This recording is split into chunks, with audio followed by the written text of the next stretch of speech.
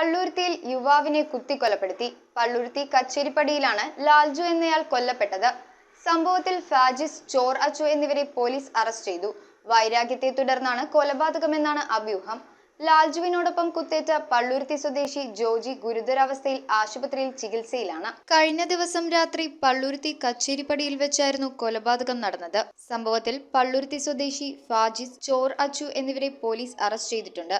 കേസിൽ ഇവരെ കൂടാതെ ഇനിയും പ്രതികളുണ്ടെന്നാണ് ലഭിക്കുന്ന വിവരം. ലാൽജുവിനോടൊപ്പം കുത്തേറ്റ പള്ളുരുത്തി സ്വദേശി ജോജി ആശുപത്രിയിൽ ചികിത്സയിലാണ്. കൊല്ലപ്പെട്ട ലാൽജു 2021 കുമ്പളങ്ങി ലാസറിനെ വയറുകീറി ചെളിയിൽ താഴ്ത്തിയ കൊലപാതക കേസിലെ പ്രതിയാണ്. ഈ കൊലപാതക കേസിലെ പ്രതിയായ ലാൽജുവിനോടുള്ള പ്രതികളുടെ വൈരാഗ്യമാണ് കൊലയ്ക്ക് കാരണമായത്. രണ്ടാം പ്രതിയായ ചോർ അച്ചുവിനെ കണ്ടക്കടവിൽ നിന്നും കണ്ണമാലി പോലീസ് അറസ്റ്റ് ചെയ്തു. സംഭവത്തിൽ 7 കുത്താണ് ലാൽജുവിന് ഏറ്റിരിക്കുന്നത്.